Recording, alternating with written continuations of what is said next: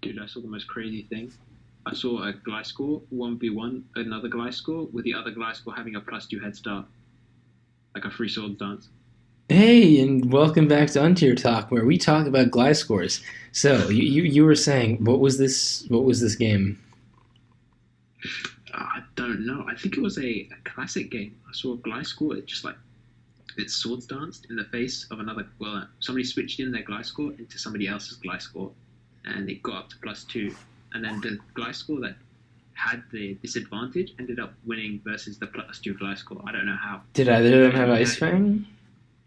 yeah, no, they just had the like identical set, like the Swords Dance Facade EQ Roost set. They had the exact same set. I don't know if it came down to like EVs or something, and just being a god, but Yeah, dude, Gliscor's yeah. broken. I brought Sandvale, Flying Gem to Battle Spot Classic, and that put in some work.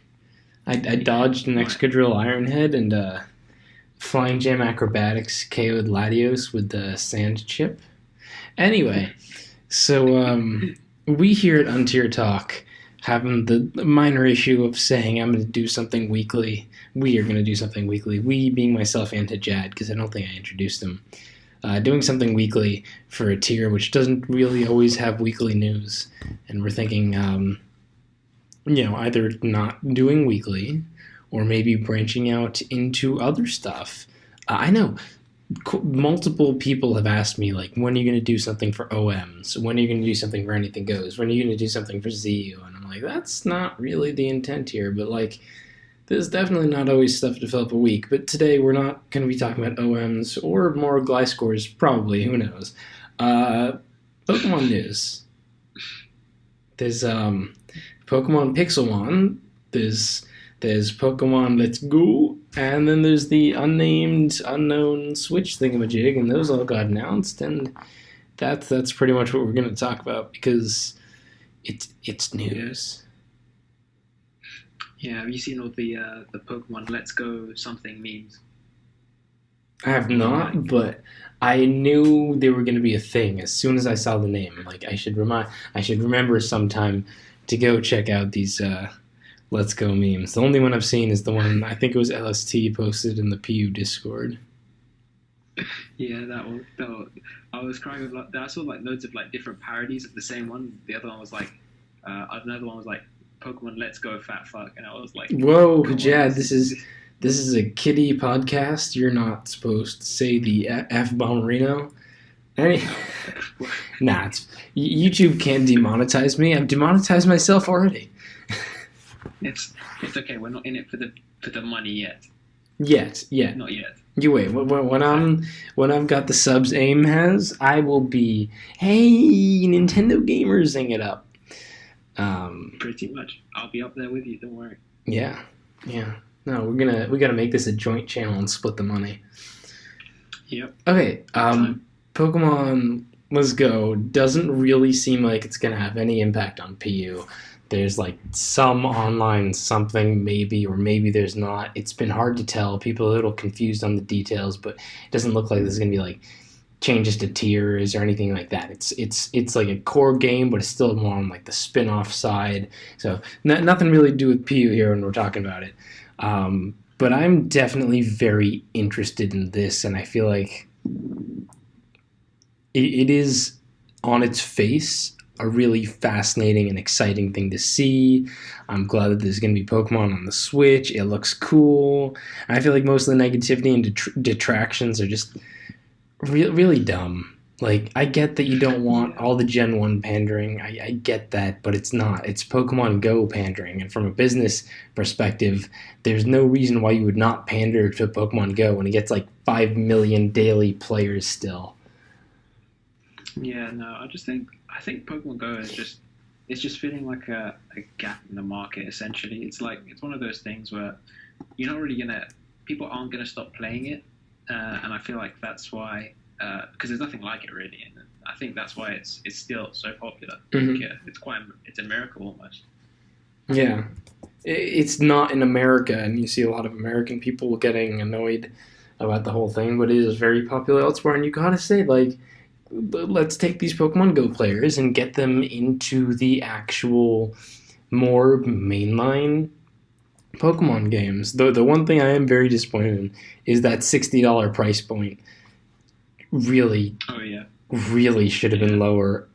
I would buy it for sure if it was like 40 or even down to like 30.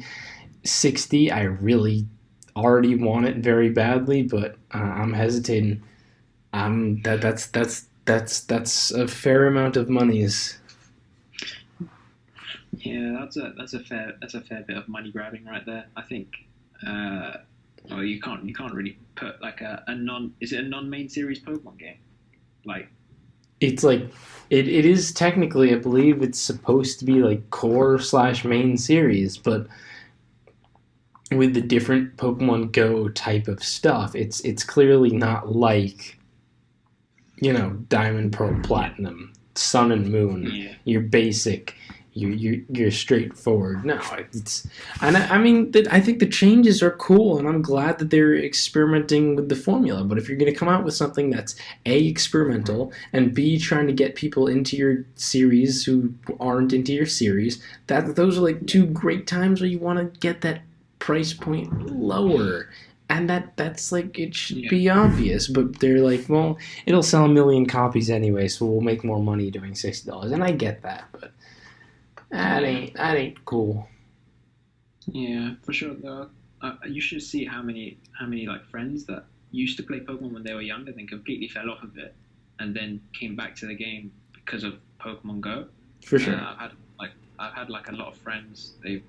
I'm sure you've had this problem in real life, but when you have like a Pokemon friend and he's like, "Oh, do you know what this shadow is?" And then you know like all of the shadows because you've been playing Pokemon for like 10 years or whatever. Yeah. That's that that's the sort of thing that I'm talking about. There's a lot of people playing Pokemon at the minute, and it's it would be foolish not to try and capitalize on that. And I feel like they may or may not capitalize on it fully, depending on how things go.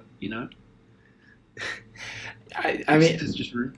yeah, I Yeah. totally agree, and I wish they weren't cynical enough to put the price point up there. But if you're complaining about like anything else, like the Gen 1 pandering, get over it. It's gonna happen. There's no way around it. It's not that bad. One comment though I did find really interesting. Someone in the Orange Island thread posted that the problem with going back to Kanto is that it was built to be seen top down.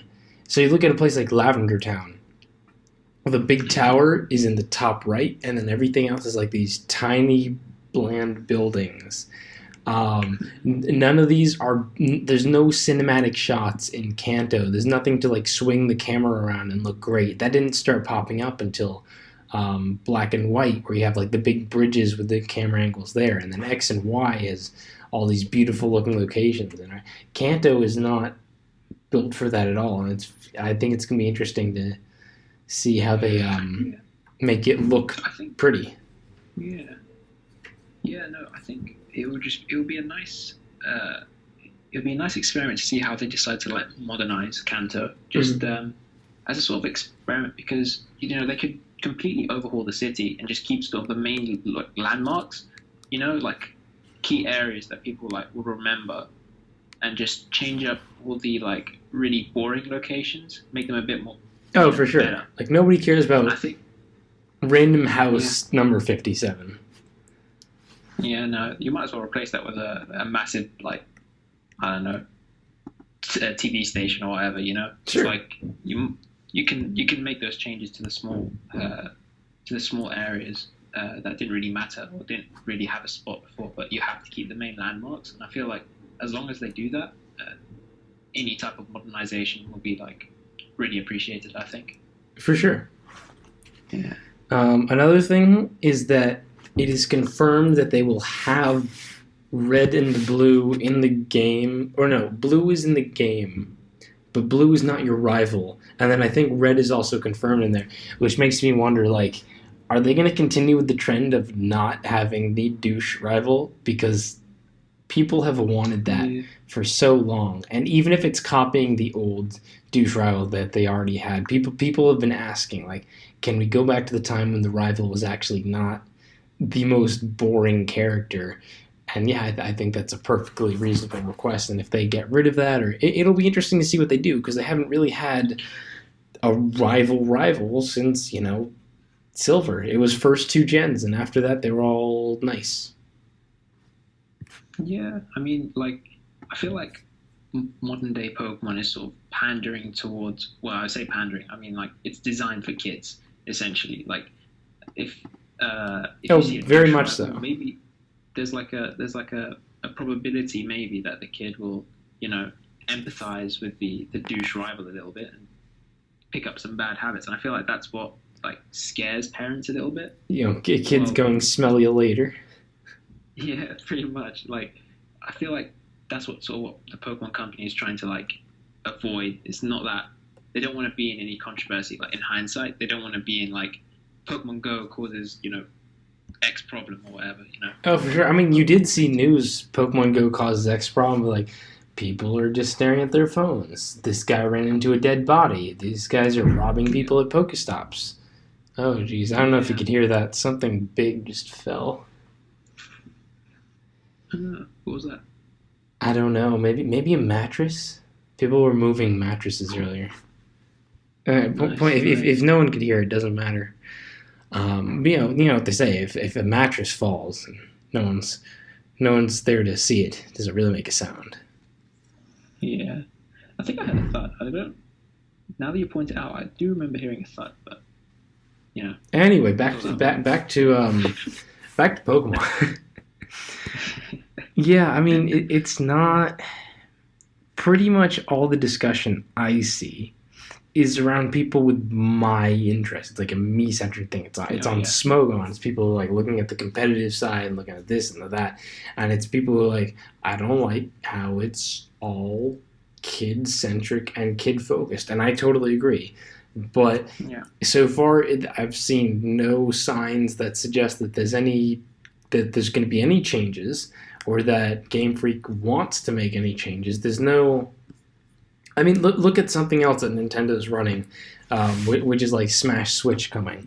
They're at least yeah, putting out feelers that make people look like, okay, they're going to start pandering to the competitive community a bit more than they have done with the hard casual push that they've had in the past. So it's not like they don't know how to put out feelers like that, but nothing yeah, suggests that this is not all going to be pandering directly to the youngest possible demographic, even though I'm not even sure it's the best business decision.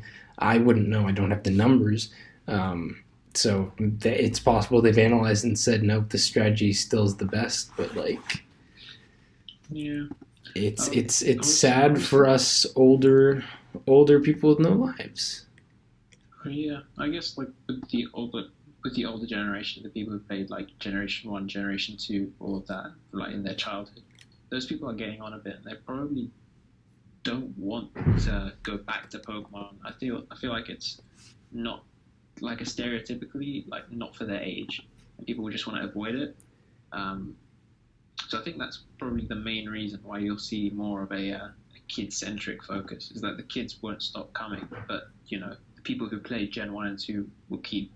See, I'm not sure anymore. I do think that there's definitely more of an amount of people who would be willing to go back to Pokemon now than there ever have been, because the Switch is a great popular console that has sold the most copies at launch more than any other console ever. I think I'm pretty sure it's had like the best selling launch year ever.